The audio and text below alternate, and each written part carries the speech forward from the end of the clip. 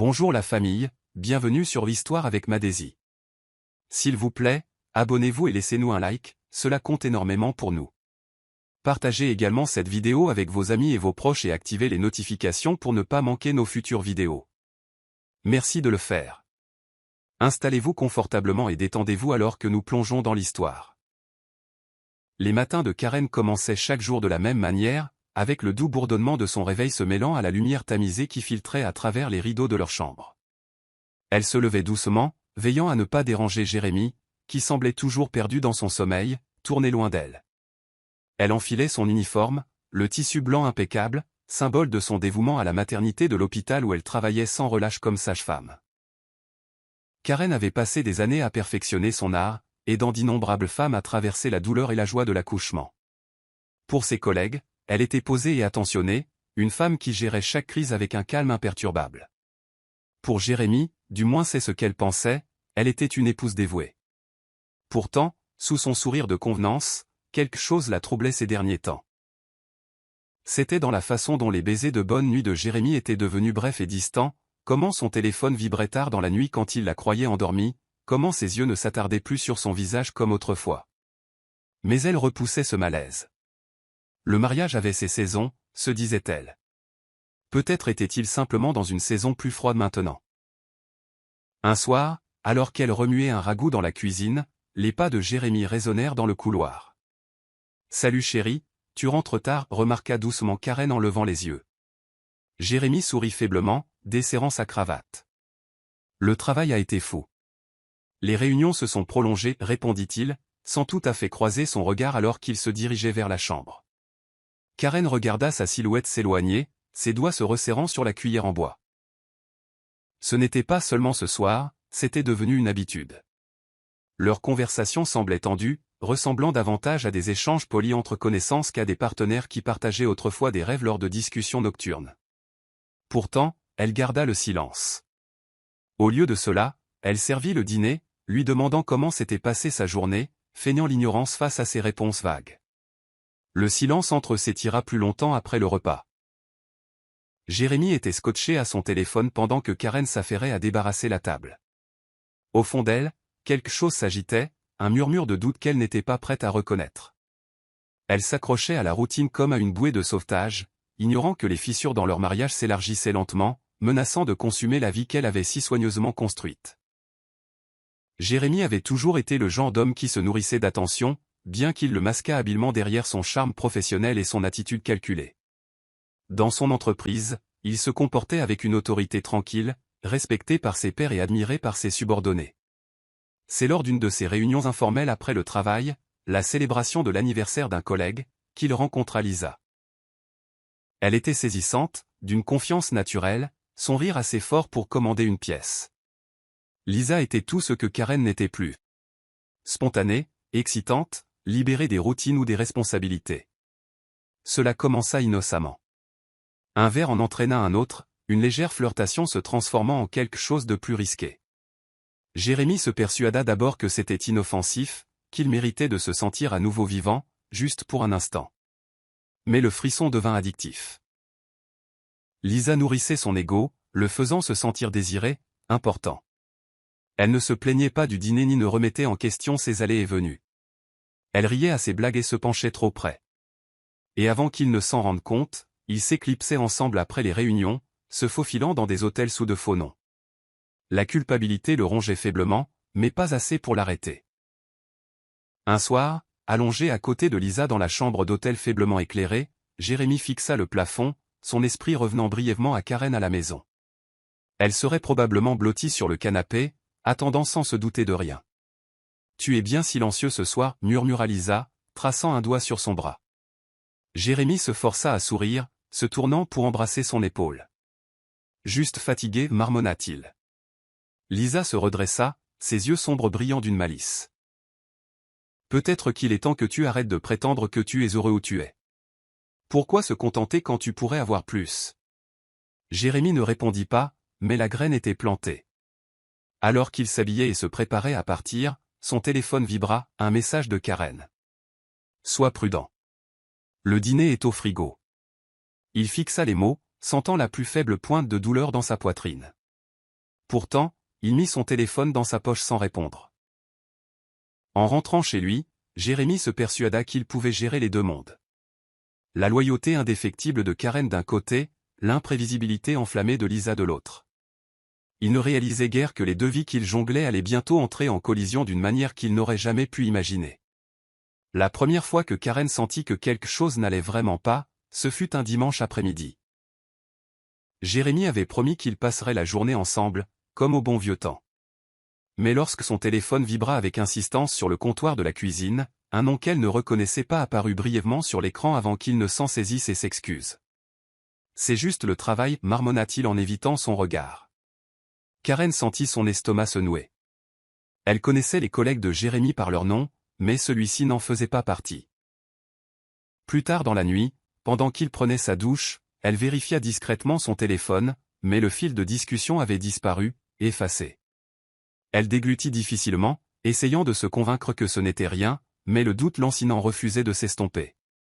Ses absences devinrent plus fréquentes, des réunions en semaine qui se prolongeaient de manière suspecte, des courses le week-end qui le retenaient pendant des heures. Il avait des excuses pour tout, mais aucune ne lui semblait juste. Elle essaya d'être rationnelle, de lui faire confiance, mais la confiance ressemblait à du sable qui lui glissait entre les doigts. Un soir, Karen était assise à la table à manger avec son amie la plus proche, Edith, qui avait remarqué l'humeur renfermée de Karen. « Tu n'es pas toi-même ces derniers temps, Karen. »« Que se passe-t-il » insista doucement Edith. Karen hésita, puis soupira, sa voix à peine plus haute qu'un murmure. « Je pense que Jérémy cache quelque chose. Je n'arrive pas à mettre le doigt dessus, mais il n'est plus le même. » Edith tendit la main par-dessus la table, lui serrant la main. « Tu sais ce qu'on dit, quand l'instinct d'une femme murmure, il a rarement tort. » Karen hocha la tête, se forçant à sourire, mais sa poitrine était lourde. Cette nuit-là, allongée à côté de Jérémy, écoutant le rythme régulier de sa respiration, son esprit s'emballa. Devait-elle le confronter? Était-elle paranoïaque? Le malaise la rongeait, plus fort chaque jour qui passait. Elle ne pouvait se défaire du sentiment qu'il y avait une vérité qui planait juste hors de portée, et elle était terrifiée à l'idée de ce qui arriverait si elle la découvrait. Karen avait toujours été une femme patiente, posée, observatrice, jamais du genre à tirer des conclusions hâtives. Mais un jeudi soir frisquet, lorsque Jérémy s'éclipsa une fois de plus sous le prétexte d'un projet tardif, quelque chose en elle finit par céder. Elle attendit quelques minutes après son départ, le cœur battant dans sa poitrine, avant d'attraper son manteau. La curiosité, l'effroi et un besoin désespéré de vérité la poussèrent au-delà de sa prudence habituelle. Discrètement, elle appela un taxi et suivit Jérémy à distance de sécurité, les mains tremblantes sur ses genoux alors qu'elle regardait par la fenêtre, incertaine de vouloir vraiment voir où il allait. Lorsque le taxi ralentit devant un restaurant faiblement éclairé, elle observa de loin Jérémy en sortir, jetant un coup d'œil autour de lui avant de se diriger avec assurance vers une silhouette qui l'attendait. Le souffle de Karen se coupa lorsqu'elle reconnut la femme, jeune, élégante, son sourire rayonnant de familiarité alors qu'elle se penchait dans l'étreinte de Jérémy. Cette vision lui fit l'effet d'un poignard se tordant dans sa poitrine, mais elle se força à rester immobile, mémorisant chaque détail. Des heures plus tard, Karen était assise seule dans leur chambre, fixant d'un air absent le lit impeccablement fait qu'ils avaient autrefois partagé en égaux. Son téléphone reposait sur la table de nuit, mais elle ne parvenait pas à appeler Edith ou qui que ce soit d'autre. La confrontation semblait inutile. Elle connaissait maintenant la vérité. Jérémy ne s'éloignait pas seulement. Il était déjà parti, émotionnellement et physiquement. Lorsqu'elle entendit ses pas revenir, elle s'essuya rapidement le visage, enfouissant ses émotions sous des couches de calme. « Et, tu es encore debout » demanda Jérémy nonchalamment, ses clés cliquetant dans sa main. Karen sourit faiblement, hochant la tête. Impossible de dormir. À l'intérieur, son cœur brûlait, mais sa voix resta stable. « Comment s'est passé le travail » ajouta-t-elle pour le tester. Épuisant, répondit-il sans hésitation, retirant ses chaussures. Le voir mentir si facilement fit durcir quelque chose en elle. Elle savait maintenant que le confronter ce soir ne changerait rien, pas alors que les mensonges coulaient de sa bouche avec une telle facilité. Non, elle avait besoin de réfléchir, d'élaborer une stratégie. Jérémy la croyait ignorante. Mais Karen, la femme qui avait guidé d'innombrables mères dans leurs moments les plus vulnérables, connaissait la valeur de la patience. Et ce soir-là, elle avait silencieusement commencé à préparer sa propre renaissance. Les semaines passèrent, et bien que Karen gardât le silence, ses sens restaient aiguisés, captant chaque changement dans le comportement de Jérémie. Mais rien ne la secoua plus que le moment où elle l'entendit un soir, alors qu'elle passait devant la porte légèrement entr'ouverte de son bureau. Il parlait au téléphone, la voix basse, mais ses mots flottaient clairement dans la maison silencieuse. « Lisa, ne stresse pas, d'accord ? Je suis là. Bien sûr, je m'occuperai de tout. Tu portes mon enfant. » Karen se figea, sa main se resserrant contre le mur. L'air autour d'elle sembla disparaître. Ses soupçons avaient été assez douloureux, mais maintenant, la confirmation s'installa dans sa poitrine comme un poids froid. Il n'avait pas seulement trahi son corps et son cœur. Il avait créé une autre vie avec cette femme. Les larmes lui montèrent aux yeux, mais elle refusa de les laisser couler. Elle recula silencieusement, retournant à la cuisine comme si de rien n'était, se forçant à remuer mécaniquement la soupe qui mijotait. Plus tard dans la nuit, alors que Jérémie la rejoignait à table, ignorant ce qu'elle avait entendu, Karen arborait un sourire serein. « Tu sembles silencieuse ce soir, remarqua-t-il en sirotant sa boisson. « Juste fatiguée, répondit-elle doucement, son regard indéchiffrable. À l'intérieur cependant, son esprit s'emballait plus vite que jamais. Elle ne pouvait pas se permettre de réagir impulsivement, pas alors que les enjeux avaient changé. Le bébé changeait tout. Jérémie était lié à Lisa maintenant d'une manière qu'aucune confrontation ne pouvait défaire, mais Karen refusait de jouer le rôle de l'épouse rejetée, prise au dépourvu et brisée. Elle s'excusa tôt, se retirant dans la chambre sous prétexte d'épuisement, et resta éveillée, élaborant un nouveau plan. Si Jérémie pensait qu'elle s'effacerait discrètement, il se trompait.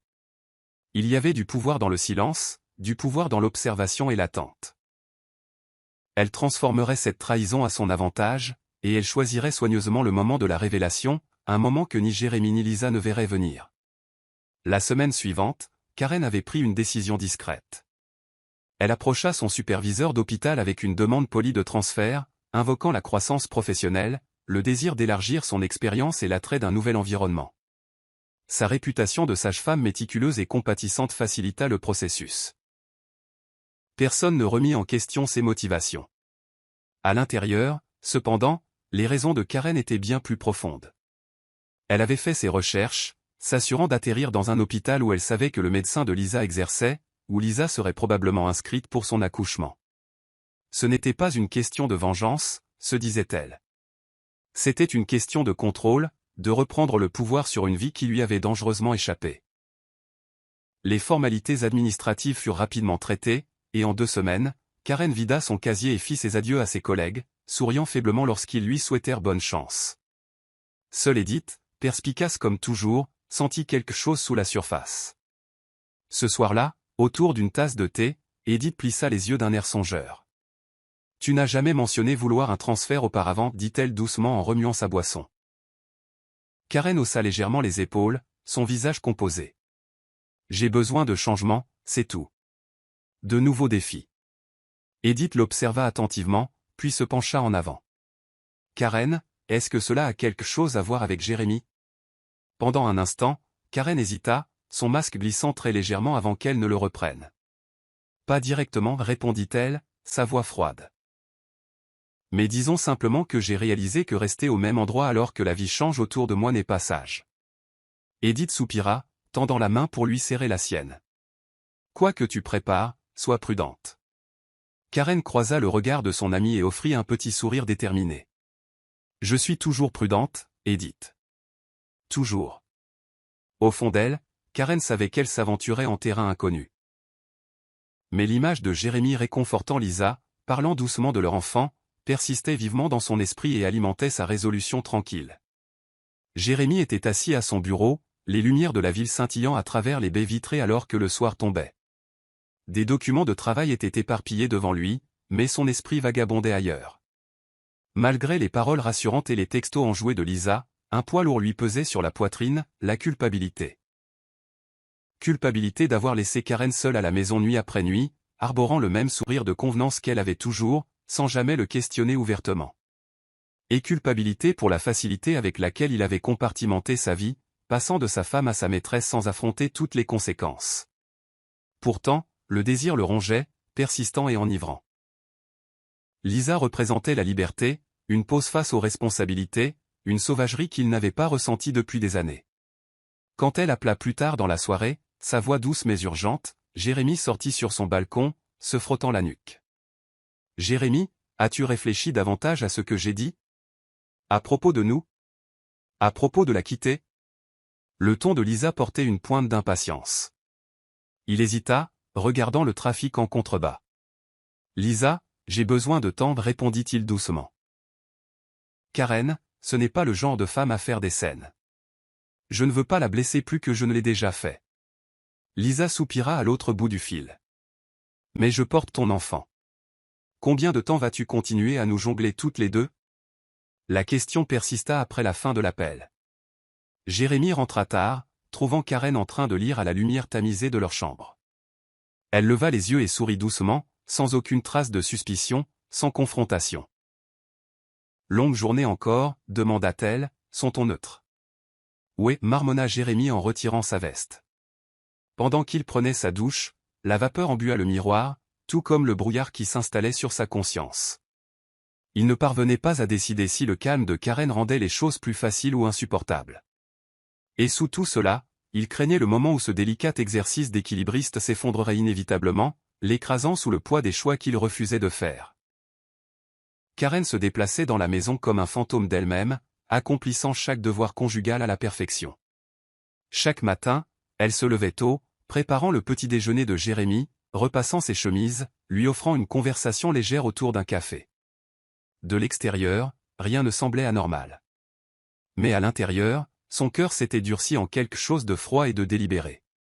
Elle surveillait attentivement ses habitudes. Où il allait, combien de temps il restait dehors, et les dérapages occasionnels dans ses excuses. Pourtant, elle ne laissait jamais rien paraître. Elle se surprenait même de la facilité avec laquelle elle jouait son rôle, comme si elle regardait sa vie à distance.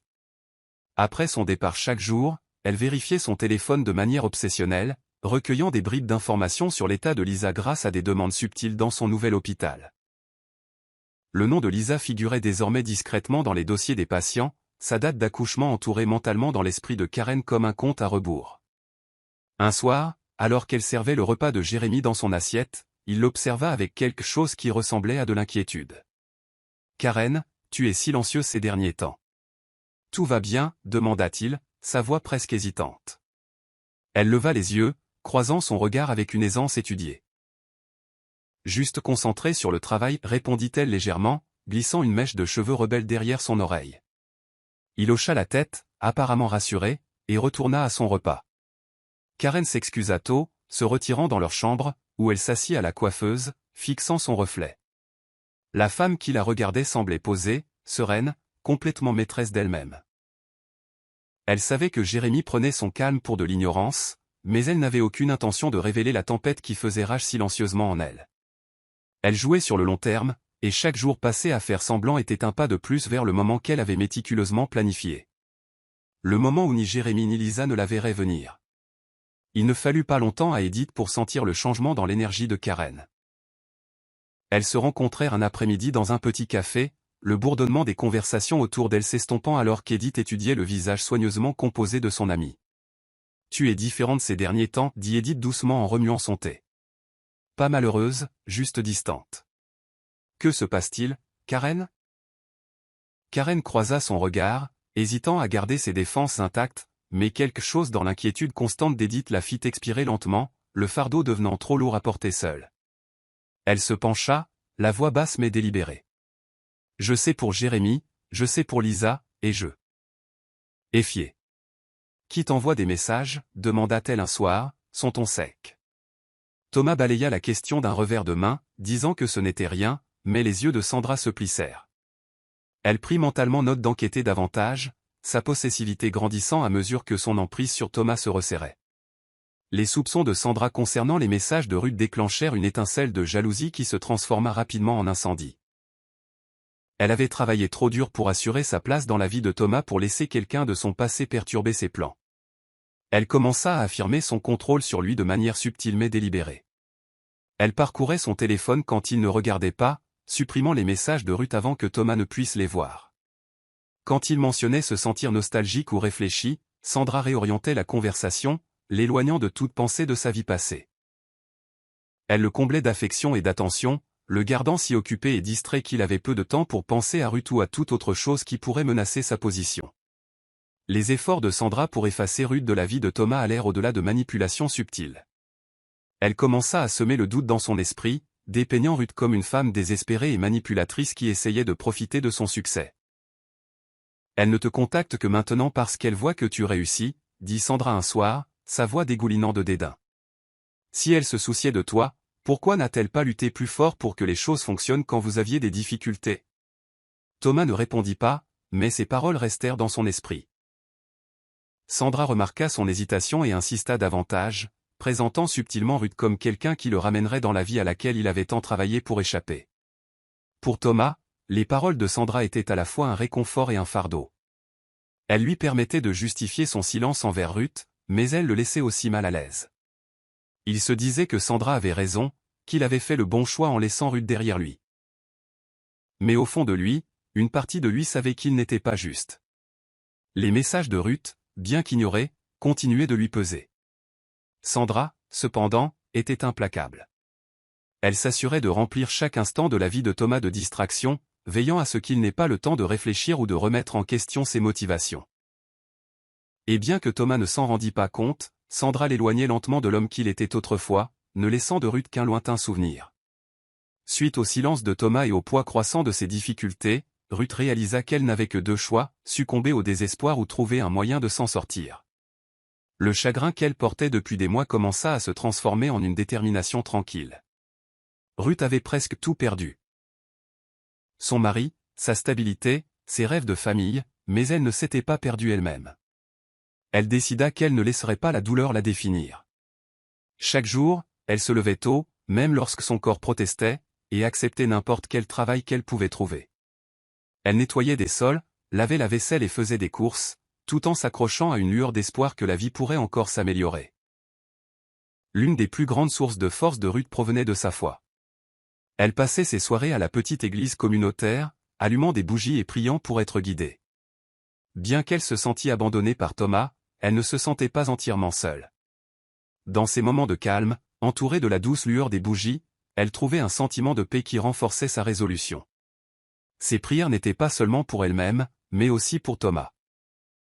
Malgré tout, elle l'aimait toujours et espérait qu'il retrouverait le chemin de l'homme qu'elle avait autrefois connu.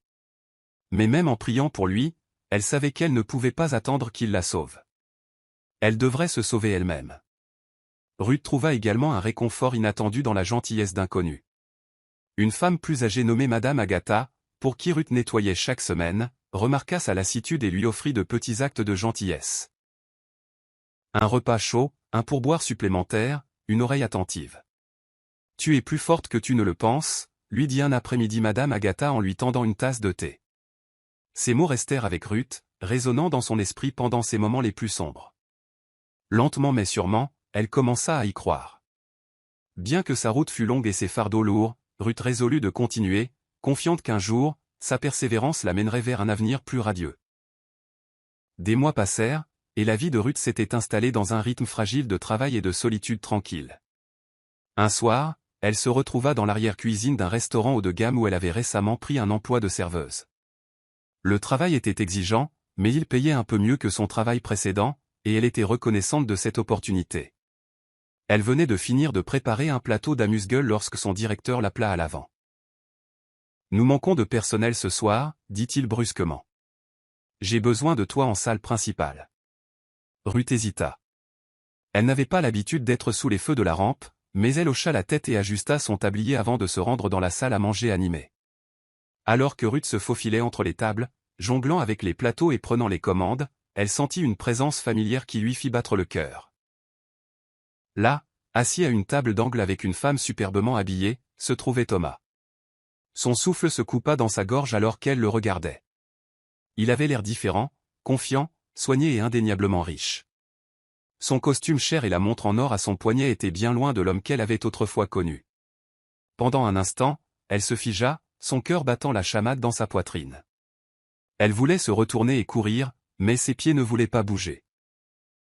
Puis, comme s'il sentait son regard, Thomas leva les yeux. Leurs yeux se rencontrèrent, et le temps sembla s'arrêter. Thomas fut tout aussi choqué de voir Ruth.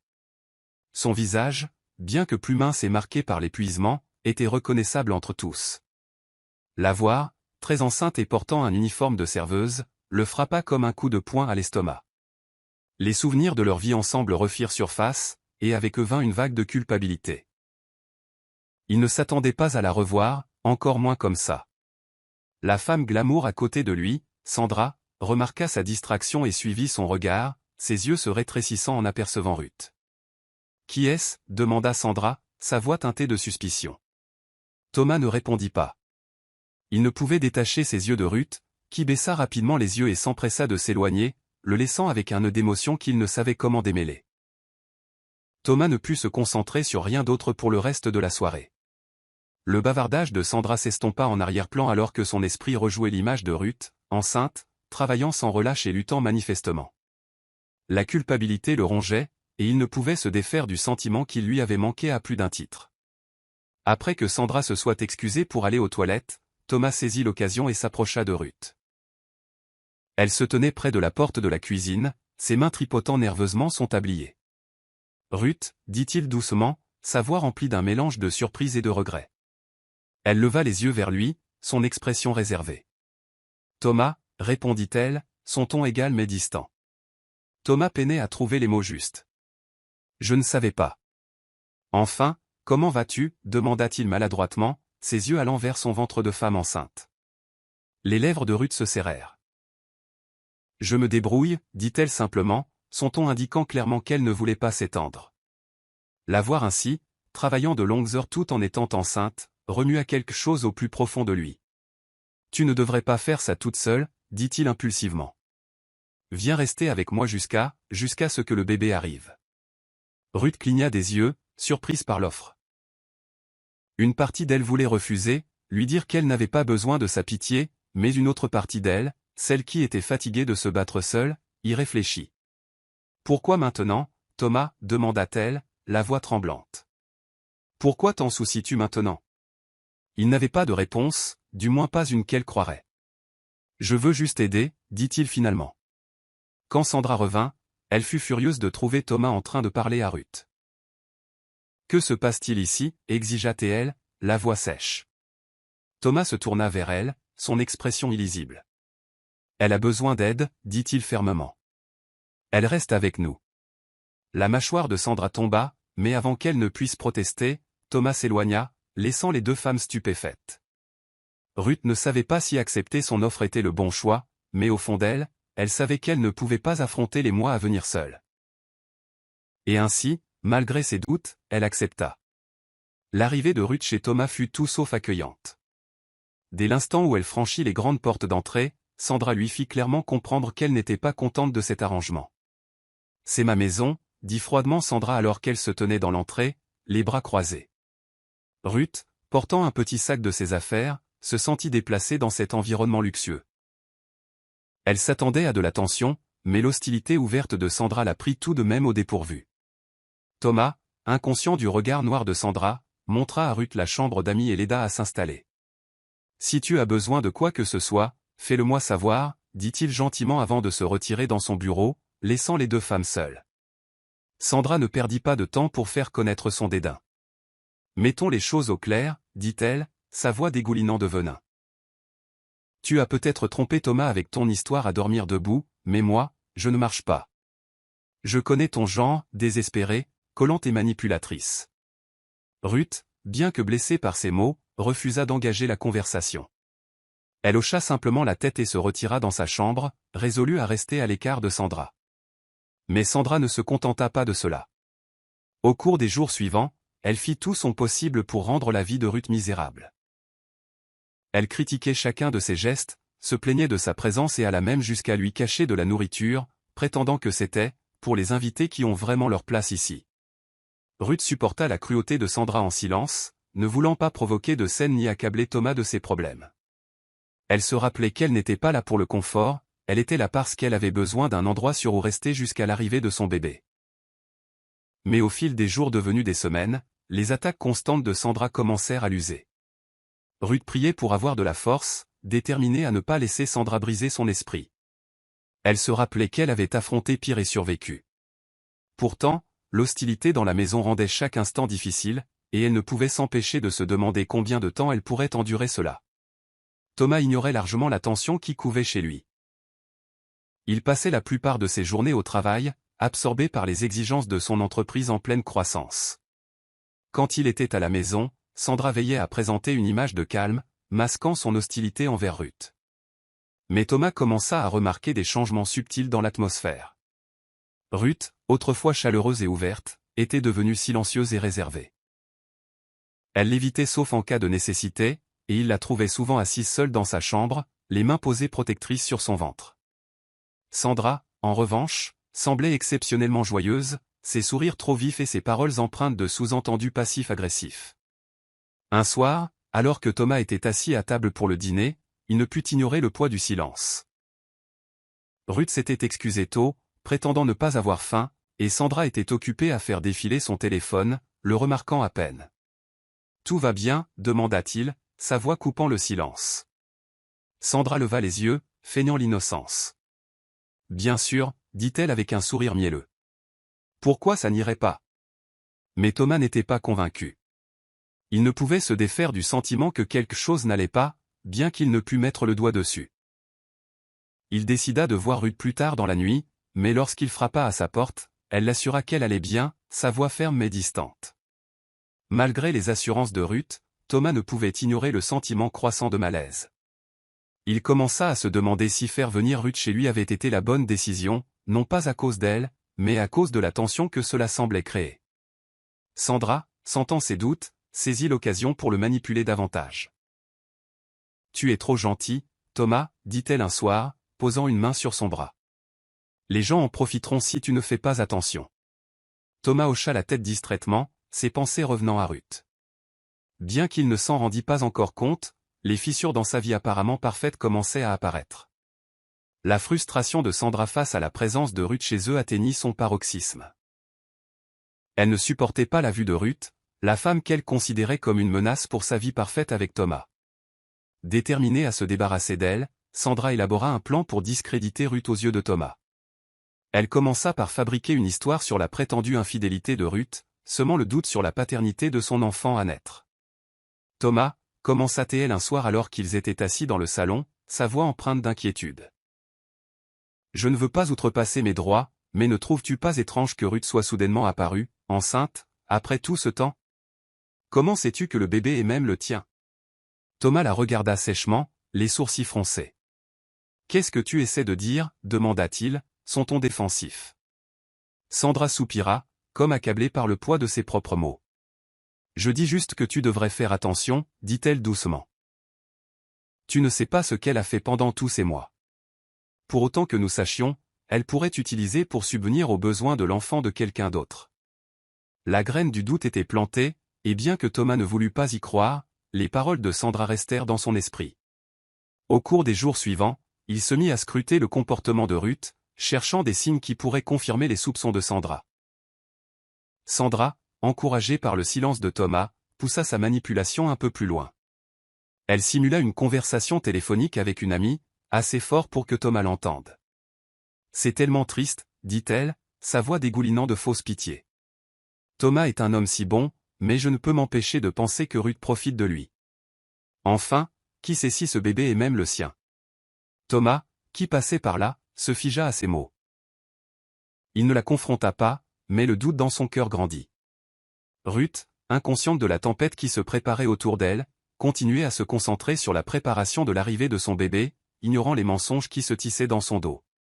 Ruth sentait la tension dans la maison s'alourdir de jour en jour, mais elle essayait de rester à l'écart, se concentrant plutôt sur la préparation de l'arrivée de son bébé. Elle passait la plupart de son temps dans la chambre d'amis, tricotant de minuscules couvertures et imaginant à quoi ressemblerait son enfant. Malgré tout, elle était déterminée à donner à son bébé l'amour et les soins qu'il méritait, même si elle devait le faire seule. Ces moments de paix, cependant, étaient souvent interrompus par les regards froids et les commentaires acerbes de Sandra. Toujours en train de tricoter. Sandra remarqua un après-midi, son ton empreint de moquerie. Je suis sûr que ce sera un beau cadeau pour celui qui est le vrai père. Ruth l'ignora, ravalant la boule dans sa gorge. Elle refusa de laisser les paroles de Sandra l'ébranler. Mais la solitude lui pesait, et plus d'une fois, elle se demanda si elle avait fait le bon choix en venant ici. Thomas, pendant ce temps, était partagé entre les mensonges que Sandra lui avait racontés et la dignité tranquille dont Ruth faisait preuve. Il avait commencé à remarquer à quel point Ruth s'était renfermée et comment la façade joyeuse de Sandra semblait forcée chaque fois que Ruth était là. Un soir, alors qu'il passait devant la chambre de Ruth, il l'entendit parler doucement à son enfant à naître. Il s'arrêta, écoutant alors qu'elle murmurait des mots d'amour et des promesses d'une vie meilleure. Quelque chose dans la tendresse de sa voix toucha son cœur, lui rappelant la femme qu'il avait autrefois aimée si profondément. Cette nuit-là, il ne put dormir, son esprit rejoint les paroles de Ruth et les accusations de Sandra. Le doute que Sandra avait semé était toujours là, mais aussi le souvenir du lien qu'il avait autrefois partagé avec Ruth. Dans un rare moment de vulnérabilité, Thomas décida de parler à Ruth le lendemain matin. Alors qu'elle était assise près de la fenêtre, les mains posées protectrices sur son ventre, il hésita à la porte avant d'entrer finalement. « Ruth » commença-t-il, la voix incertaine, « pouvons-nous parler ?» Elle leva les yeux, son expression méfiante mais ouverte. « Bien sûr, dit-elle doucement. » Il s'assit en face d'elle, ses mains s'agitant sur ses genoux. « Je voulais juste. Je veux savoir comment tu vas. J'ai l'impression de t'avoir manqué à bien des égards. » Les yeux de Ruth se remplirent de larmes, mais elle les ravala rapidement. « Thomas, je n'ai pas besoin de ta pitié. » dit-elle, sa voix ferme malgré l'émotion qui la traversait. « J'ai juste besoin que tu me croies. Ce bébé est le tien, et je n'ai jamais cessé de t'aimer, même quand tu es parti. » Ces mots restèrent suspendus dans l'air, bruts et sincères, laissant Thomas sans voix. Pour la première fois depuis des mois, il sentit une lueur d'espoir, bien qu'il ne fût pas encore prêt à l'embrasser pleinement. Les manipulations de Sandra s'intensifièrent alors qu'elle sentait le doute grandissant de Thomas.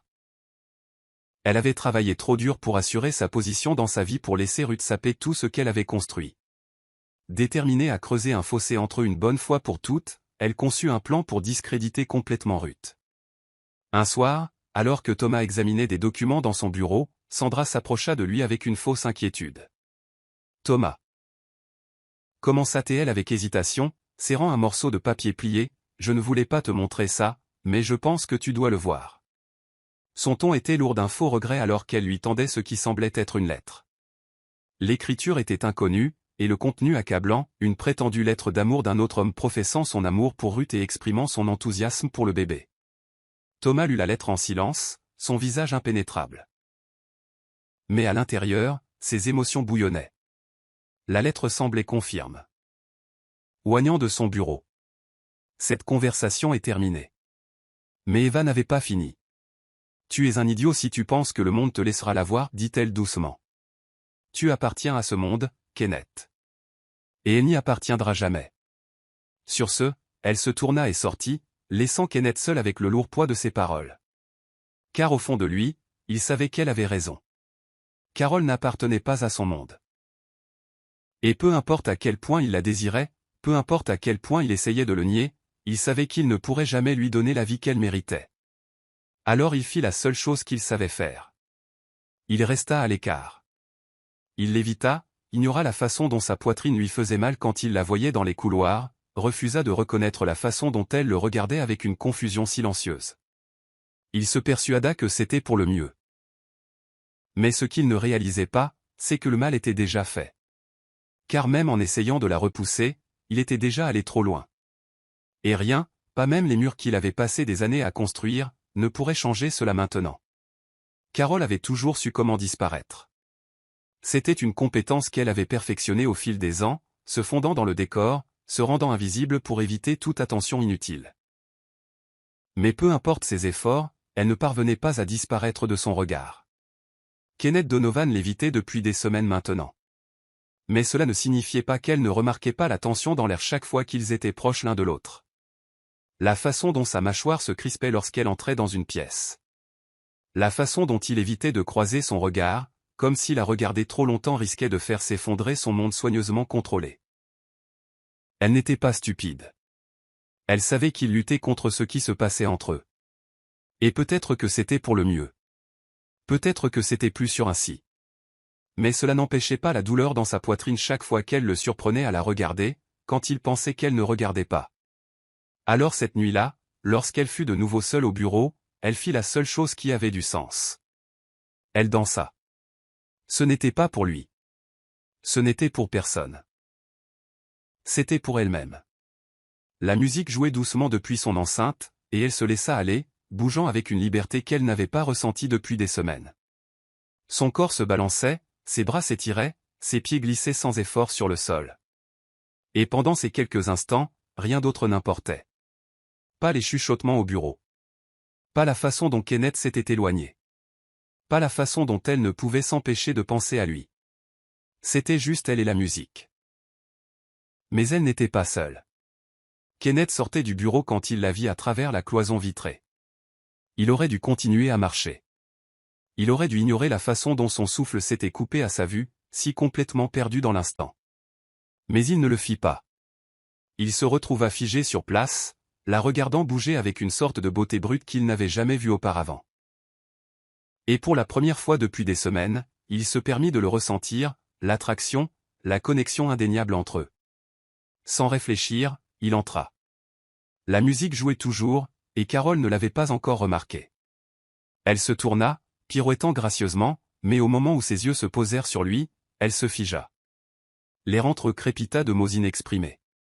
Elle tendit la main vers l'enceinte, sur le point de l'éteindre, mais la voix de Kenneth l'arrêta. « Ne faites pas ça. » C'était à peine plus qu'un murmure, mais cela avait plus de poids que tout ce qu'il lui avait jamais dit. Carole déglutit difficilement. « Que faites-vous ici ?» Kenneth fit un pas en avant. « Je ne sais pas. » Et pour une fois, il ne mentait pas. Il ne savait pas ce qu'il faisait. Il savait seulement que chaque fois qu'il essayait de la repousser, il se retrouvait ici, debout devant elle, attiré par elle comme par gravité. Le pouls de Carole battait dans ses oreilles. Elle aurait dû s'éloigner. Elle aurait dû lui rappeler toutes les raisons pour lesquelles cela ne pouvait pas arriver, mais au lieu de cela, elle tendit la main. « Alors, dansez avec moi, dit-elle doucement. Kenneth n'hésita qu'un instant avant de prendre sa main, et alors qu'ils bougeaient ensemble, lentement, avec hésitation, il réalisa que peu importe à quel point il essayait de lutter, il était déjà perdu. Ce moment n'aurait jamais dû arriver. Kenneth le sut dès qu'il s'éloigna d'elle, la chaleur de son contact persistant encore sur sa peau. Danser avec elle avait semblé sans effort, naturel, comme s'il l'avait fait 1000 fois auparavant.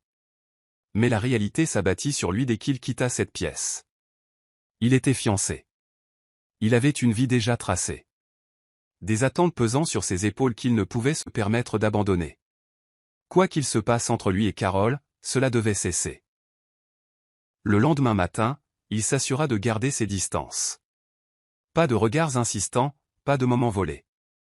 Ce devait être comme si elle n'avait jamais existé. Mais ce n'était pas si facile, car maintenant, ce n'était plus seulement Carole qui remarquait son absence. C'était Eva. Elle l'observait depuis des semaines, sa patience s'amenuisant, et maintenant elle avait atteint sa limite. « Nous devons parler, dit-elle en entrant dans son bureau sans y être invitée. Kenneth ne leva pas les yeux de ses dossiers. « Je suis occupé. » Eva claqua la porte derrière elle. « Non, tu m'évites. » Il soupira, croisant enfin son regard. « Je n'ai pas le temps pour ça. » Eva croisa les bras, son expression impénétrable. « Je sais pour elle. » Kenneth se raidit. « Il n'y a rien à savoir. » Eva laissa échapper un rire sans joie. « N'insulte pas mon intelligence, Kenneth. J'ai vu comment tu la regardes. Et je sais que tu as essayé de lutter contre ça. » Elle se pencha en avant, posant ses mains sur son bureau. « Mais laisse-moi te dire une chose clairement. Tu n'as pas le choix.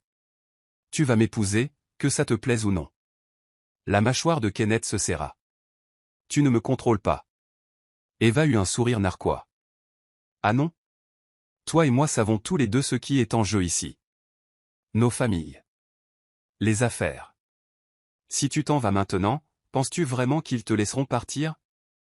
Sa voix s'adoucit, mais la manipulation était toujours là. « C'est plus grand que toi, Kenneth. Ça l'a toujours été. » Kenneth expira, passant une main dans ses cheveux.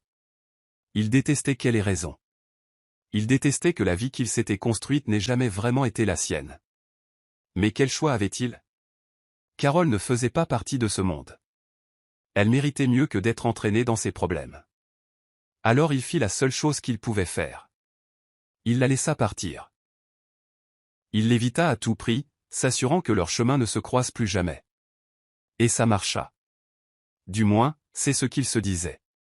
Mais la vérité était que, chaque fois qu'il l'apercevait du coin de l'œil, chaque fois qu'il entendait sa voix au loin, cela ressemblait à une lente torture.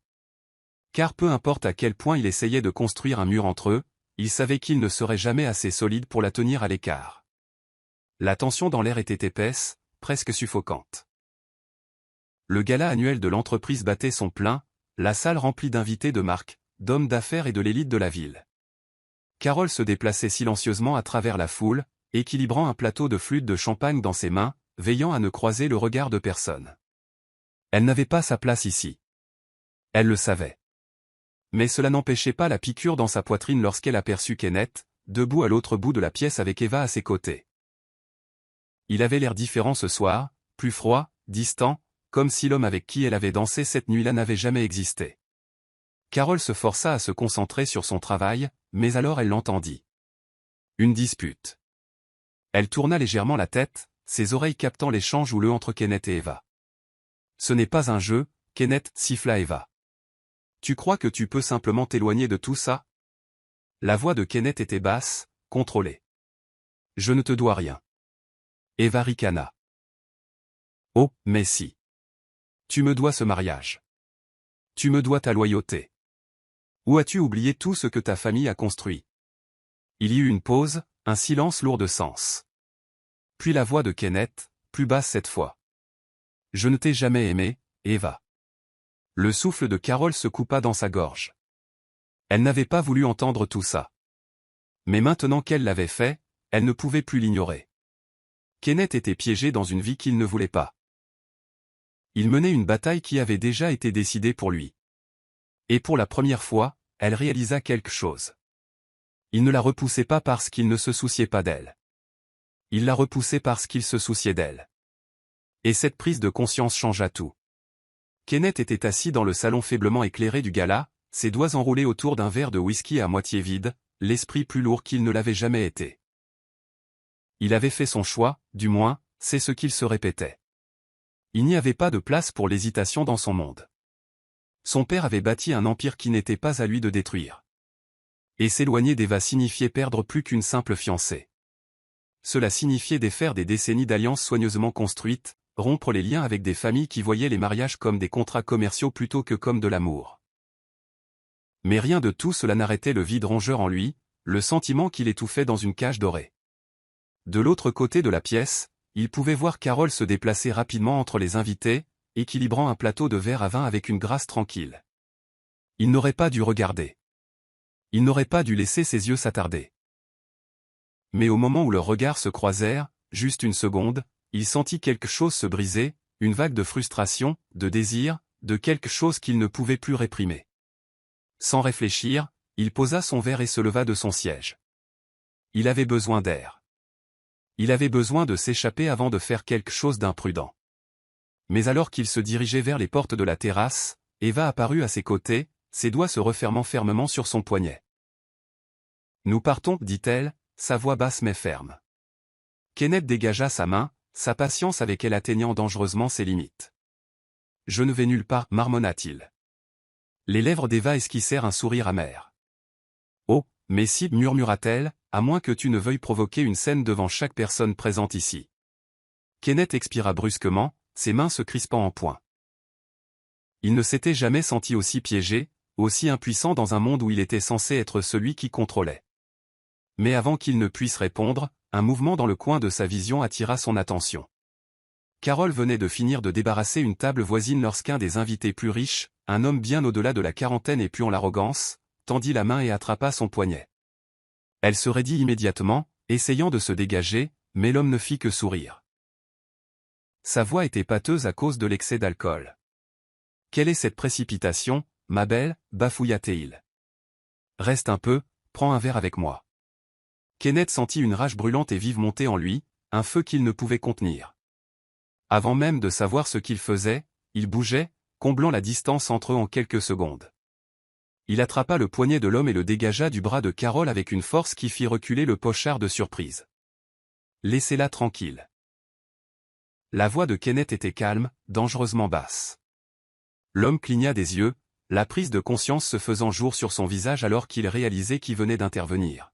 « Monsieur Donovan, balbutia-t-il, redressant sa veste comme si cela allait restaurer sa dignité. Je ne savais pas qu'elle était des vôtres. » Tout le corps de Kenneth se tendit, sa mâchoire se crispant si fort qu'il crut qu'elle allait se briser. « Elle n'est pas des miennes, dit-il, sa voix plus aiguë maintenant. C'est une personne, et si jamais vous posez à nouveau la main sur elle, je m'assurerai personnellement que vous le regretterez. » L'homme déglutit difficilement, marmonna des excuses à voix basse et disparut dans la foule. Carol, encore secouée, leva les yeux vers Kenneth, son expression impénétrable. « Vous n'étiez pas obligé de faire ça, murmura-t-elle. Kenneth croisa son regard, quelque chose de brut et de non gardé vacillant dans ses yeux. « Si, j'étais obligé. » Tout l'événement s'était déroulé dans un silence étrange après la confrontation publique de Kenneth, et le lendemain matin, les chuchotements s'étaient répandus comme une traînée de poudre. Les employés échangeaient des regards dans les couloirs, leur voix baissant à des murmures étouffés chaque fois que Carol passait. « Avez-vous entendu ce qui s'est passé au gala ?» chuchota l'un des stagiaires avec excitation près de la salle de repos. Kenneth Donovan l'a défendu comme si c'était sa femme ou quelque chose comme ça. Carol entendit chaque mot, mais elle garda la tête baissée, ignorant le poids des regards qui la suivaient partout où elle allait.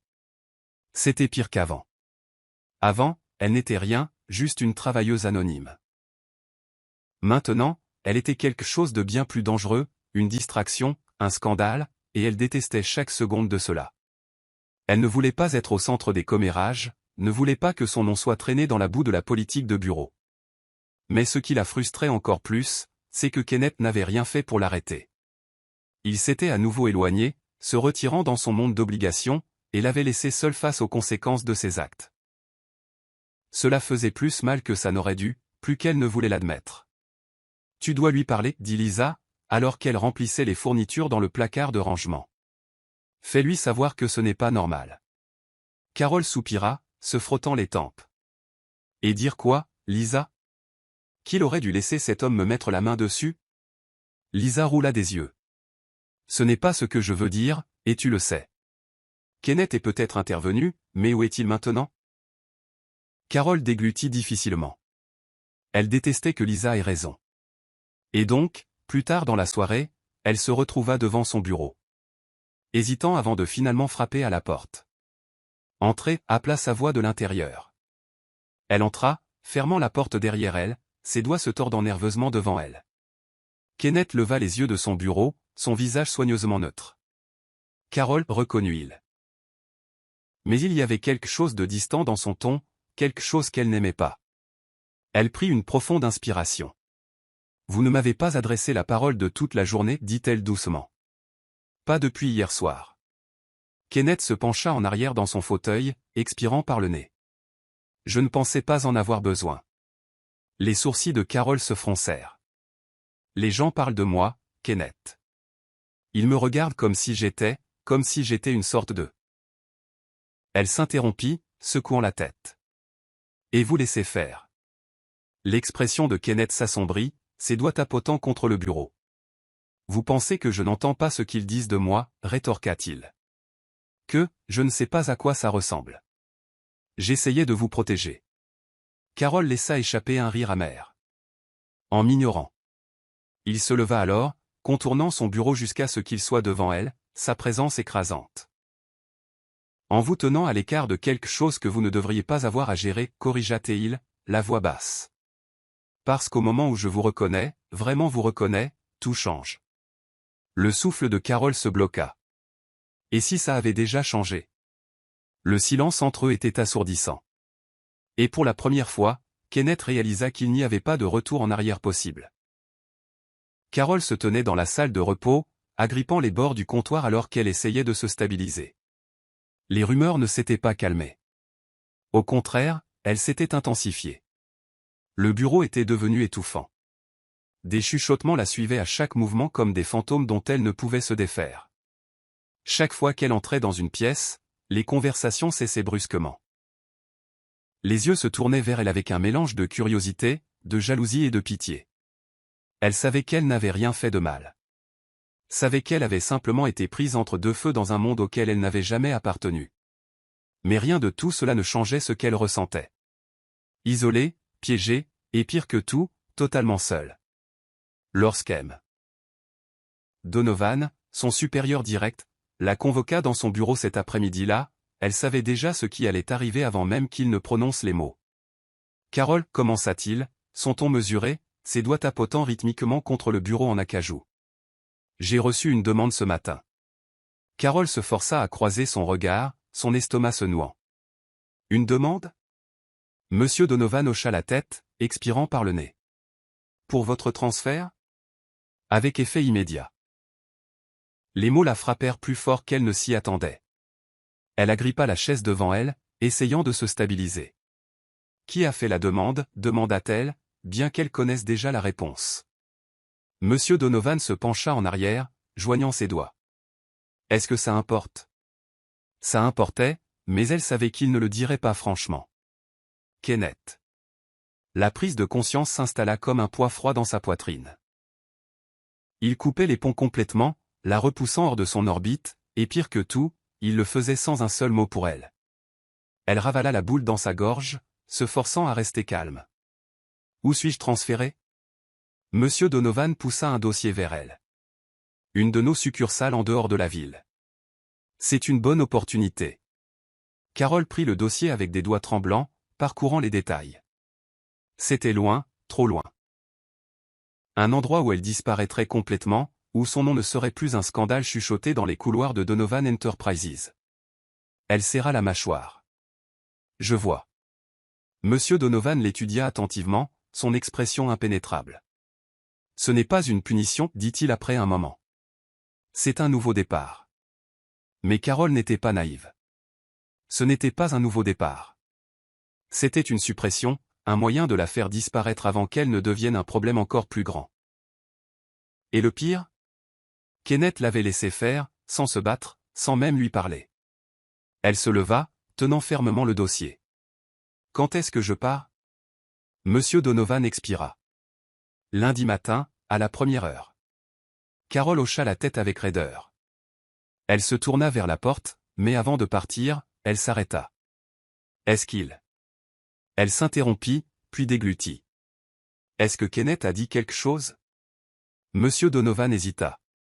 C'était une réponse suffisante. « Je comprends, » murmura-t-elle avant de sortir, sans se permettre de regarder en arrière. Kenneth fixait son téléphone, sa prise se resserrant autour jusqu'à ce que ses jointures blanchissent. Il savait que cela arriverait. Que la repousser mènerait finalement à ce moment. Mais le savoir et le ressentir étaient deux choses différentes. La nouvelle du eurent son visage. La lettre n'était pas seulement des excuses, c'était une déclaration d'amour et de respect pour la femme qu'elle était devenue. Thomas reconnaissait ses luttes, ses triomphes et les sacrifices qu'elle avait faits pour leur fils. « Tu m'as appris ce que signifie aimer de manière désintéressée, » écrivait-il. « Tu m'as montré le genre de personne que je veux être, non seulement pour toi mais aussi pour notre fils.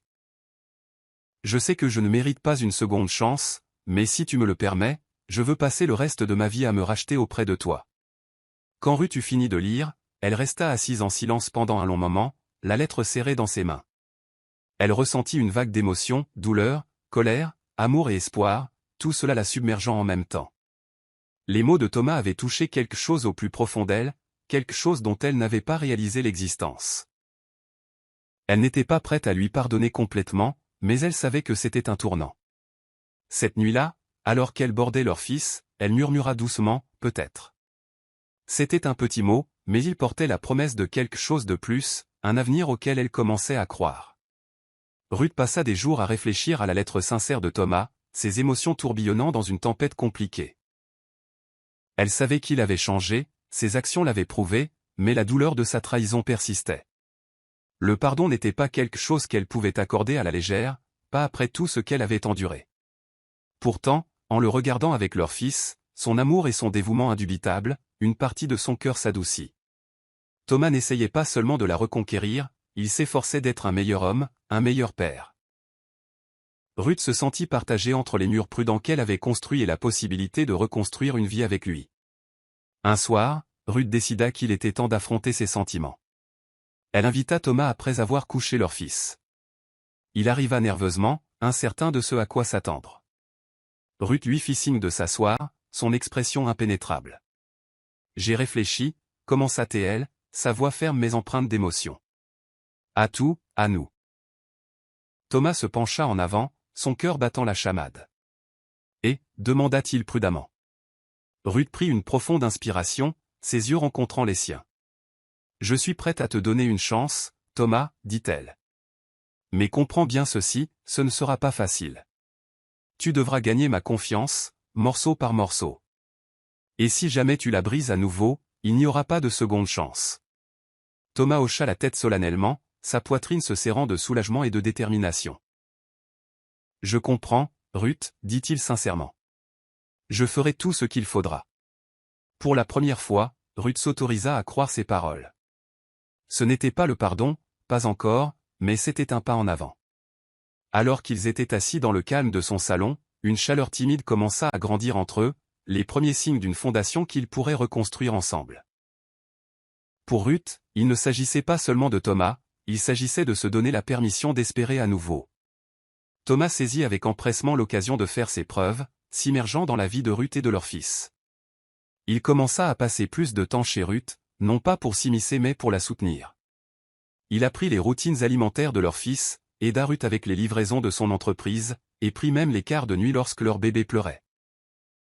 Ces moments de calme, à bercer son fils pour le rendormir ou à regarder Ruth rire de quelque chose de drôle que le bébé avait fait, devinrent les moments forts de ses journées. Pour la première fois, Thomas ressentit un sentiment d'accomplissement qu'aucune richesse ou succès ne pouvait lui procurer.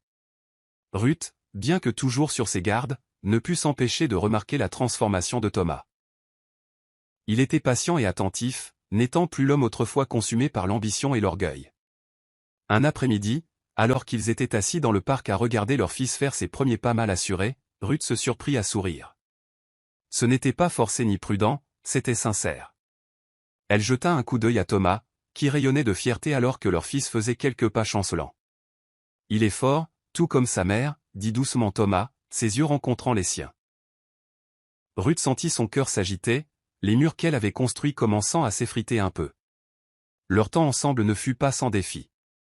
Il y eut des moments où les doutes de Ruth refirent surface, et elle se demanda si elle prenait la bonne décision. Mais chaque fois, Thomas répondit avec patience et compréhension, ne la pressant jamais d'aller plus vite qu'elle n'était prête. Lentement, le lien timide entre eux commença à se renforcer. Ce n'était pas la passion ardente de leurs premières années, mais quelque chose de plus profond et de plus durable, un amour calme et constant, construit sur un engagement et une confiance partagée. Pour Ruth, c'était un amour qu'elle n'aurait jamais cru pouvoir ressentir à nouveau. Au fil des mois, Ruth se sentit de plus en plus attirée par Thomas. Sa constance, ses soins et son dévouement indéfectible envers leur famille commencèrent à éroder la douleur du passé. Un soir, alors qu'ils partageaient un dîner tranquille après avoir couché leur fils, Ruth se surprit à se remémorer les débuts de leur relation. « Te souviens-tu de la première fois où nous avons dansé sous la pluie ?» demanda-t-elle, un léger sourire se dessinant sur ses lèvres. Thomas leva les yeux, ses yeux s'illuminant au souvenir. « Oui, dit-il. Tu étais furieuse parce que je t'avais entraîné sous l'orage, mais ensuite tu as ri comme je ne t'avais jamais entendu rire auparavant. » La nostalgie apporta une chaleur entre eux, un rappel de l'amour qu'ils avaient autrefois partagé. Thomas tendit la main par-dessus la table, sa main hésitant avant de couvrir doucement la sienne. « Ça m'a manqué, dit-il doucement. » Ruth ne se recula pas. Au lieu de cela, elle le regarda dans les yeux et vit la sincérité qu'elle avait tant désirée. « Moi aussi, » admit-elle, sa voix à peine plus forte qu'un murmure. Le moment ressembla à un tournant, une étincelle d'espoir que leur amour pourrait renaître. Dans les jours qui suivirent, Ruth et Thomas se rapprochèrent. Ils commencèrent à partager davantage de leur vie, riant des bêtises de leur fils, cuisinant ensemble et faisant même de tranquilles promenades le soir. L'amour qui avait autrefois semblé brisé commençait à guérir, non pas par de grands gestes, mais par les petits moments quotidiens qui constituaient leur vie. Ruth avait encore ses réserves, mais pour la première fois, elle s'autorisa à croire qu'ils pourraient avoir un avenir ensemble, un avenir rempli d'amour, de pardon et de la famille dont ils avaient toujours rêvé. Un soir d'automne frais, Thomas invita Ruth et leur fils à un petit pique-nique familial au parc. Ruth s'était habituée aux efforts de Thomas pour créer des moments significatifs pour leur famille, mais elle ne se doutait pas que cette journée serait différente. Alors qu'ils étalaient une couverture sous un arbre et partageaient des histoires autour de sandwichs, Ruth ressentit un sentiment de contentement qu'elle n'avait pas éprouvé depuis des années. Leur fils gloussait alors que Thomas le soulevait haut dans les airs, sa joie contagieuse. Ruth les regardait avec un doux sourire, le cœur plein. Alors que le soleil commençait à se coucher, peignant le ciel de teintes orange et roses, Thomas fouilla dans le panier de pique-nique et en sortit une petite boîte en velours. Le souffle de Ruth se coupa alors qu'il s'agenouillait devant elle, leur fils perché sur son genou. « Ruth, » commença Thomas, sa voix ferme mais remplie d'émotion, « j'ai passé l'année dernière à essayer de te prouver que je ne suis plus l'homme que j'étais. Je sais que j'ai fait des erreurs qui t'ont profondément blessé. Mais toi et notre fils m'avez donné une seconde chance dans la vie, et je ne veux pas la gâcher. » Il ouvrit la boîte pour révéler une bague simple et élégante. « Me laisseras-tu être l'homme que tu mérites? Veux-tu m'épouser à nouveau ?» Les yeux de Ruth se remplirent de larmes alors qu'elle regardait Thomas, puis leur fils, qui tendit une petite main pour toucher la bague. Elle pensa à tout ce qu'ils avaient traversé, la douleur, la trahison, la guérison, et réalisa qu'elle avait déjà commencé à lui pardonner. « Oui, » dit-elle, sa voix tremblant d'émotion. « Oui, Thomas, je le veux. » Tous les trois s'étreignirent sous la lumière déclinante, le passé cédant enfin la place à un avenir rempli d'espoir et d'amour. Le jour de leur renouvellement de vœux fut intime et magnifique, une célébration des secondes chances et de l'amour durable. Ruth portait une simple robe blanche, ses cheveux ornés de petites fleurs, tandis que Thomas se tenait à ses côtés dans un costume sur mesure, ses yeux ne la quittant jamais. Leur fils, vêtu d'un minuscule nœud papillon, trottinait entre eux, gloussant en s'accrochant à leurs mains. La cérémonie eut lieu dans un petit jardin entouré d'amis proches et de membres de la famille, l'air rempli du doux murmure de la musique et du parfum des fleurs épanouies. Alors qu'ils échangeaient leurs vœux, Ruth ressentit un profond sentiment de paix. « Thomas, » dit-elle, la voix ferme, « je promets de laisser le passé derrière moi et d'embrasser l'avenir avec toi. Ensemble, nous avons affronté les ténèbres, mais aujourd'hui, nous nous tenons dans la lumière. J'ai confiance en toi pour honorer cette famille et l'amour que nous avons reconstruit. » La voix de Thomas trembla lorsqu'il répondit, « Ruth, tu es ma force, mon espoir et ma seconde chance. Je jure de t'aimer de tout mon être, de protéger cette famille et de ne plus jamais te décevoir. » Leurs paroles étaient simples mais profondes, un témoignage du chemin qu'ils avaient parcouru pour arriver à ce moment. Alors qu'ils s'embrassaient pour sceller leurs vœux, les invités éclatèrent en applaudissements, mais Ruth et Thomas n'avaient Dieu que l'un pour l'autre. La douleur du passé ne les retenait plus prisonniers. Elle les avait façonnés en les personnes qu'ils étaient aujourd'hui. Ensemble, ils avaient créé un nouveau chapitre, un chapitre construit sur l'amour, la confiance et le pardon.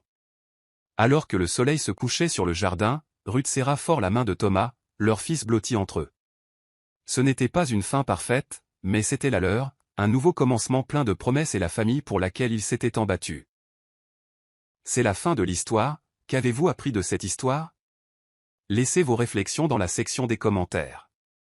Laissez un j'aime, et n'oubliez pas de vous abonner et d'activer les notifications de publication, afin d'être averti chaque fois que nous publierons nos prochaines vidéos.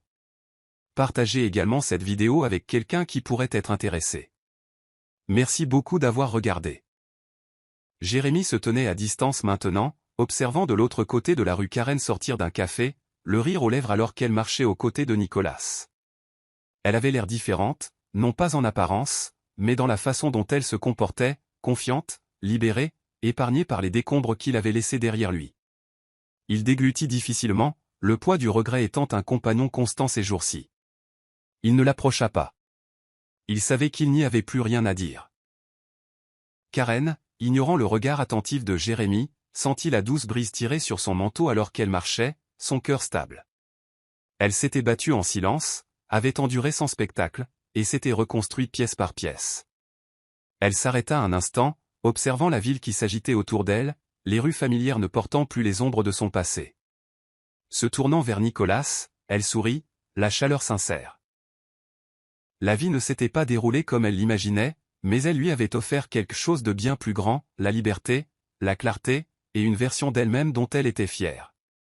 Sans un regard en arrière, elle continua de marcher, laissant derrière elle les vestiges de ce qui avait été. Et pour la première fois depuis longtemps, elle se sentit complètement, indéniablement en paix. Voici le verset biblique pour l'histoire. Proverbe 31, verset 25. Elle est revêtue de force et de dignité, elle rit des jours à venir. Explication, ce verset reflète magnifiquement la force tranquille, la grâce et la dignité inébranlable de Karen tout au long de son douloureux parcours. Malgré la trahison et le chagrin, elle reste calme, garde la tête haute et reprend sa vie en main sans amertume. À la fin, elle marche avec confiance vers son avenir, libérée du passé, véritable incarnation de cette écriture. Morale de l'histoire. La vraie force ne réside pas dans la vengeance, mais dans la maîtrise de soi, la dignité et le fait de savoir quand s'éloigner. Dans la vie, la trahison peut ébranler votre monde, mais la guérison commence lorsque vous vous choisissez, que vous vous reconstruisez en silence et que vous abandonnez ce qui ne sert plus votre paix. Cette morale reflète le parcours de Karen. Plutôt que de recourir à la vengeance ou à la confrontation publique, elle prend le contrôle de manière stratégique et silencieuse, prouvant que le plus grand pouvoir se trouve dans l'intelligence émotionnelle, la patience et l'estime de soi. C'est la fin de l'histoire. Qu'avez-vous appris de cette histoire? Laissez vos réflexions dans la section des commentaires. Laissez un like et n'oubliez pas de vous abonner et d'activer les notifications pour être averti lorsque nous publierons nos prochaines vidéos. Partagez également cette vidéo avec quelqu'un qui pourrait être intéressé. Merci beaucoup d'avoir regardé.